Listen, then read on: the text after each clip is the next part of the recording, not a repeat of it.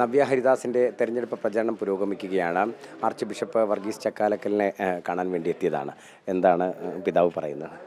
പിതാവിൻ്റെ അനുഗ്രഹവും പിതാവിൻ്റെ കയ്യിൽ നിന്നൊരു സമ്മാനമൊക്കെ ലഭിച്ചിട്ടാണ് പോകുന്നത്. അനുഗ്രഹവും ലഭിച്ചു. തീർച്ചയായിട്ടും ഒരു മാറ്റം വരണം എന്ന് തന്നെയുള്ള അഭിപ്രായമാണ് എല്ലാവരുടെയും ഭാഗത്തുനിന്ന്. അത് പിതാവും പങ്കുവച്ചിട്ടുണ്ട്.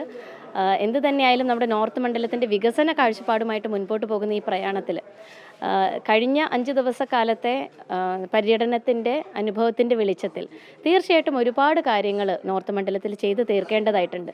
വികസന സാധ്യതകൾ ഒരുപാടുള്ള മണ്ഡലം. പക്ഷേ ആ സാധ്യതകളിലേക്കൊന്നും ഇതുവരെ കടന്നു ചെല്ലാതിരുന്ന ജനപ്രതിനിധികളെ ചോദ്യം ചെയ്തുകൊണ്ട് തന്നെയാണ് ഇത്തവണ വോട്ടർമാർ നേരിടാൻ പോകുന്നത്.